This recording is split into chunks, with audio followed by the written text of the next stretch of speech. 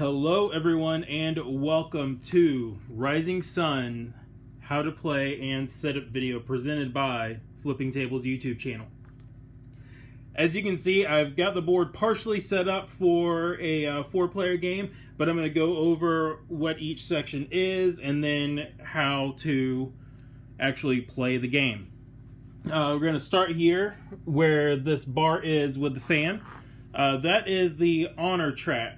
So anything in the game is determined by your clan's honor. Starting with the Koi clan, which is red, followed by Lotus is purple, Turtle is green. One that's not on here is the Dragonfly clan, they're blue, followed by the Bonsai clan. And as you saw from my unboxing video, there are 3 other clans that came with the Kickstarter: the Fox clan, the Moon clan, and the Sun clan. I'm just, for the most part, using components from the core box for setting this up. So anything like a dispute for a battle in a province to a tie for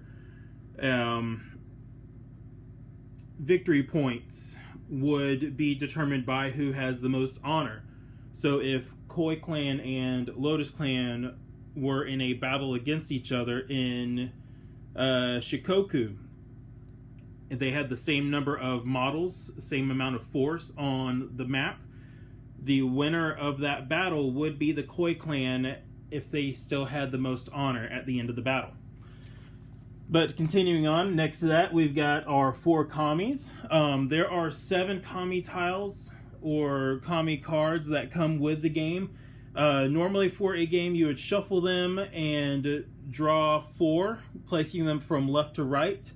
And that's the order in which they would resolve also for the Kami phase. But it recommends for a starting out game, you use Amaterasu, Fujin, Hachiman, and Tsukuyomi. So that's what I've got set up here. Below that, it is the guide for playing the game. So we've got the tea ceremony, which is where you will be negotiating with your other players on if you want to set up an alliance with them. During that phase, if you decide to start an alliance with another player, with one of the other clans, let's say Turtle clan negotiates successfully with the Fox clan, then you will take your tea ceremony tokens and join them together like that, showing that for this season you are in an alliance together. After the tea ceremony is complete, you go into the mandates phase. So it'll be 3 mandates, followed by the Kami phase, 2 mandates, another Kami phase, 2 more mandates, 1 more Kami phase, then the war phase. Down here, where these other tokens are, is the victory point tracker. So everyone starts at 0, and as the game progresses, you accumulate victory points. Another part of setup is once you've determined which clan you are going to play, is you take your Daimyo, which has the black base, a Bushi, which is just one of your plain Joes, and your Stronghold, and place them in the appropriate starting zone, which they're all color coordinated, so it makes it easy. So Turtle clan starts in Kyoto, and you'll notice that the Turtle clan's strongholds are shaped like a turtle. They have a special ability called Shell of the Eternal, and each clan has its own special abilities that are located on their clan cards. So the Turtle clan stronghold counts as 1 force and can move as if they were figures. So if you want to pursue Nagato, when you play the mandate that allows you to move your figures, or you come to a point where you're allowed to move your figures, then you can move that stronghold into Nagato, which will then allow you to start deploying force into that province as well. And then panning over, we've got our war phase tokens, going from first war phase, second, and the third. Below that, we've got Ronin tokens. So those are mercenaries that you'll eventually be able to hire to help you in battles. Our season cards. Can't forget the coins. You need those to buy the season cards to use to help you win the game. We've got our number tokens for when the war tokens are placed. You will mark each province accordingly, and that is the order in which the battles take place. And then we have our mandates. There are 10 mandate tiles, and those you will play during the mandate phase. Apart from that, the last thing is your double-sided political mandates and war advantages card, which you will keep behind your screen, because when you go from the mandate phase all the way and progress to the war phase, you flip this over to war advantages, and you will determine which war advantages you want to play for each battle you are partaking in. So, now that we got through that part, you start with the seasonal setup, which comes before the tea ceremony. Seasonal setup, you start with the first set of war number tokens, and you place them accordingly. You shuffle them and place them on the board. You go to the number of players that you have plus 2. So for a 4-player game, you would have 6 war number tokens out.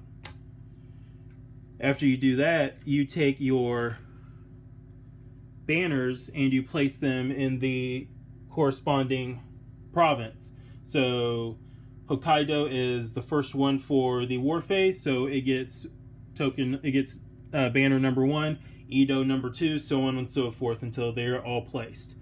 So I'm going to get these placed and then skip ahead to the next part. Alright, so the next part of the season phase is setting the season cards. Your season deck should have 12 cards in it. The core box has 3 different sets for the additional season cards. You need to complete the 12. A horseman, archway, and teapot. Beginning game, the booklet recommends archway, so that is what we're doing for the purpose of this video also. So I've got them set up. They are displayed face up in front of the board. And you'll notice they have a different denomination on them for how much you have to pay. So Oni of Skulls, you pay 2. Path of Light, you would pay 1. So, and it is different for each card, each season. And you work through spring season, summer, autumn, and then winter season is when you tally your victory points to determine the winner. After setting the season cards, then you'll notice on your clan card is a seasonal income. Again, that is different for each clan. Turtle clan happens to be 6. So at the beginning of each season, after the seasonal setup for the cards and the war tokens, then they would collect 6 coins and the other clans would collect however many their clan card states. And you would also return hostages at the start of summer, autumn, and winter. So if you take any hostages during a battle, which would be denoted on a one of the season cards, would be an ability you would get at the start of a battle or at the start of a war. And for each hostage you return, you gain 1 extra coin from the common pile during the seasonal setup. After that, you go into the tea ceremony, which, as I mentioned, is where you begin to forge alliances with your other players. And there are different benefits for having an alliance, such as granting each other bonuses from the political mandates, such as train. All players buy 1 available season card and pay its coin cost. You and your ally would pay 1 less. Martial is you move figures across the board. You and your ally may also build a stronghold for 3 coins. So there are different benefits for having your ally.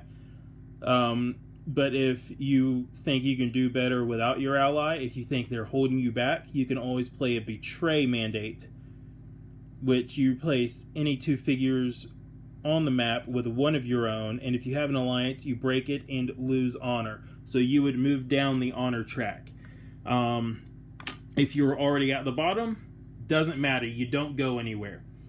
You can only move down if you are above somebody else. So then we get into the political phase, which is where it starts with the 3 mandates, then a kami turn, 2 mandates, kami, 2 more mandates, kami, and then the war phase.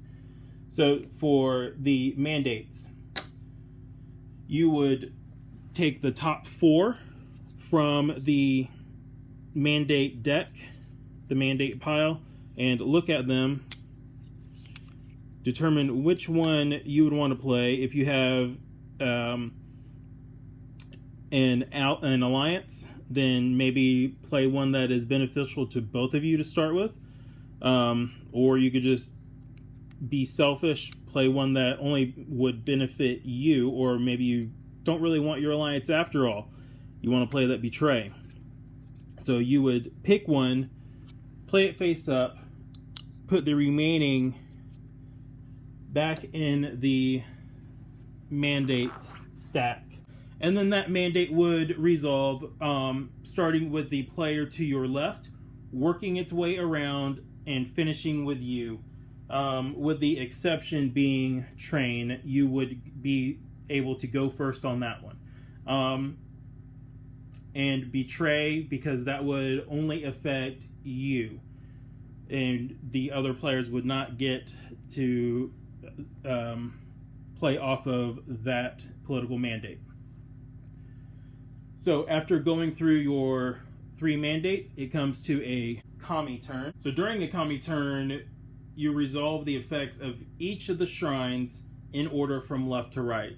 And so you would compare force. If you're the only one that has a Shinto there, perfect, then you automatically reap those benefits. If there is a tie in force, just like everything else in the game, it goes based on honor for breaking that tie.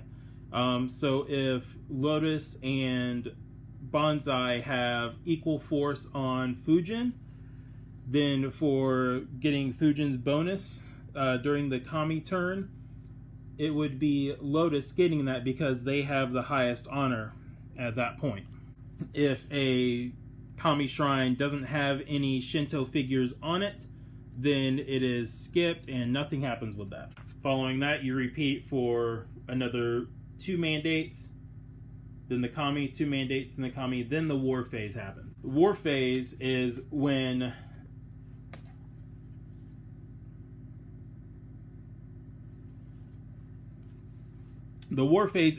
you start resolving the war tokens, the war tiles, starting with the first one in the slot, in this case Hokkaido, moving on down to the last one, which in this case is Kansai. A battle only occurs if there is opposing force in that province.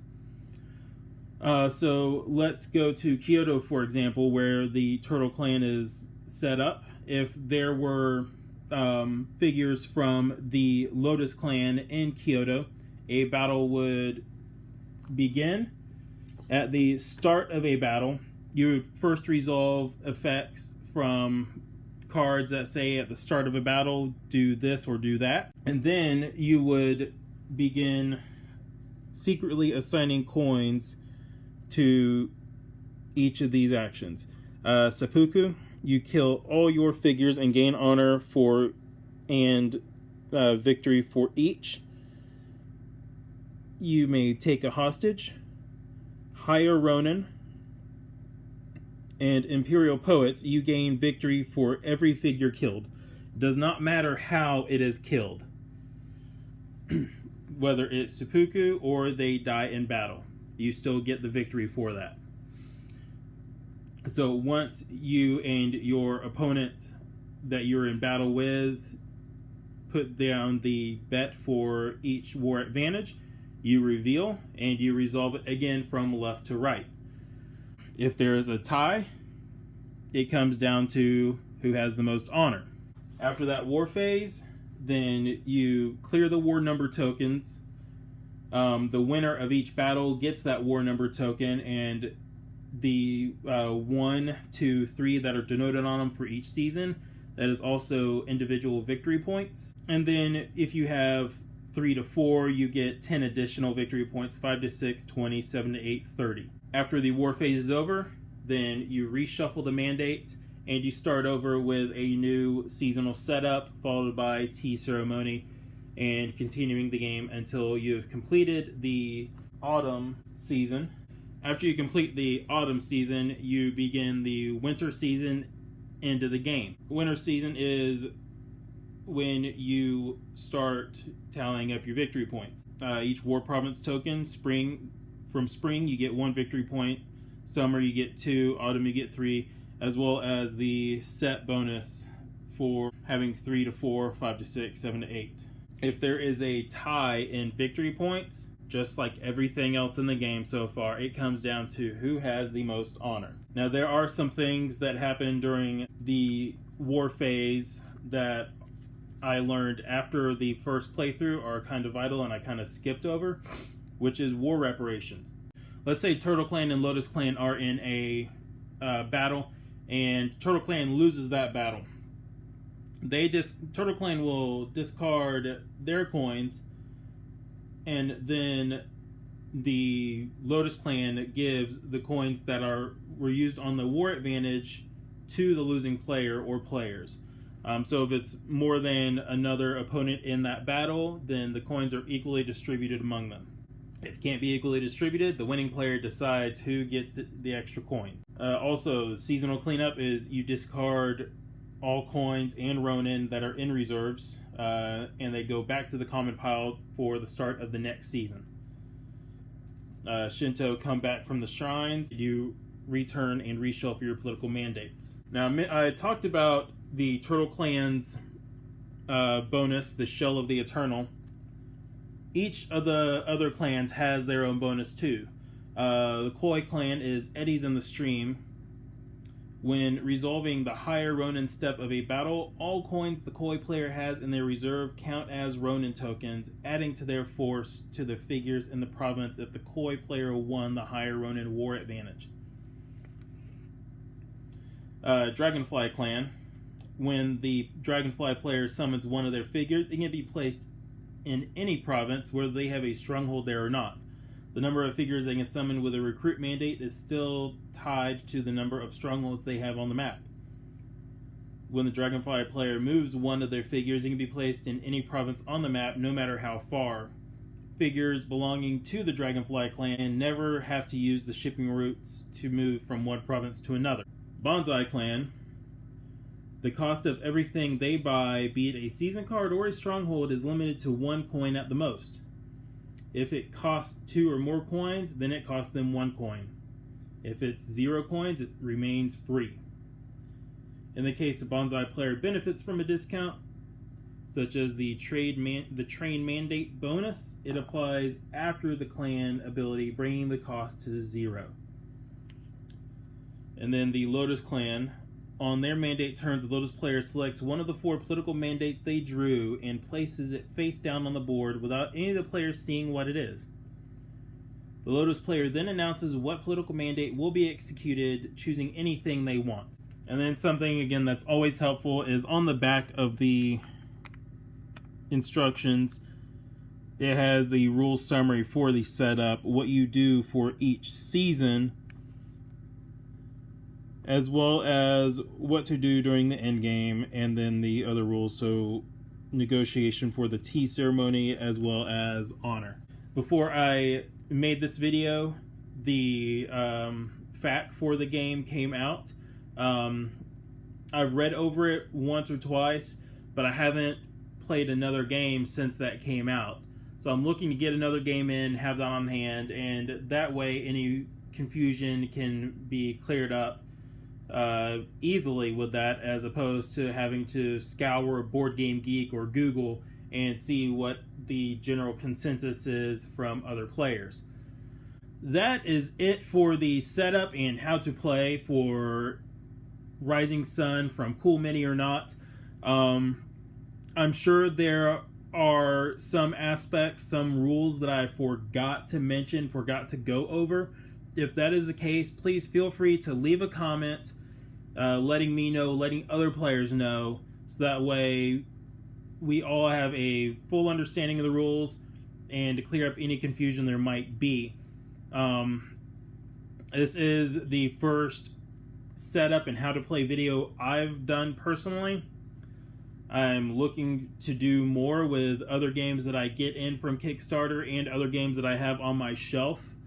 Go to some less complicated ones such as King of Tokyo and Tsuro, and maybe going into more games like Fury of Dracula, Chaos in the Old World.